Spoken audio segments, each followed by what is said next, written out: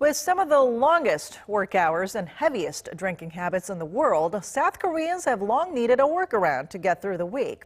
As waking up with some energy and having a relatively clear head is important when you have to face your coworkers in the morning, a unique industry has blossomed here in South Korea over the years. Our Jung-hwan tells us more. In South Korea, where drinking heavily until the crack of dawn can be a typical work night, so-called magical hangover remedies are sold at every convenience store for those struggling the next day. The CEO of one of the most famous hangover cure drink companies in South Korea explains how his product works. The intensity of a hangover depends on how quickly our body can break down acetaldehyde, a substance produced when consuming alcohol. We came up with our product after conducting 808 trials to find a way to stimulate enzymes in the liver to help break down those acids more quickly.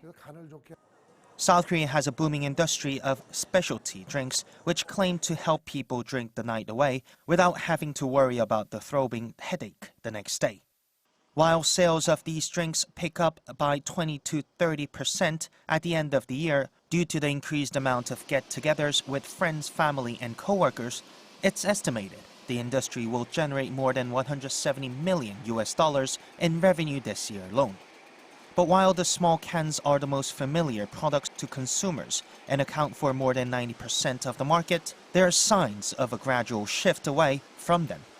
New, youthful, and relatively cheap products with different types of hangover remedies are popping up on shelves and making waves in the market. Among them, mango-flavored jelly is catching on among young drinkers in the country. The majority of consumers used to be men in their 30s and 40s, but these days a lot of younger people are showing an interest. That's why new products have burst onto the market to appeal to these younger consumers. Since its launch in 2014, hangover cure jelly has become one of the must-buy items for Chinese tourists when they visit South Korea. Thanks to the uptick in popularity, the company exported some 80,000 packs to China in July, anticipating even bigger sales in China and with an eye on exporting the products around the world.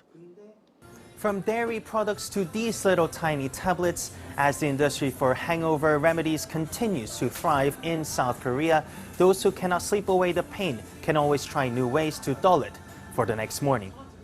Jung-hwan, Arirang News.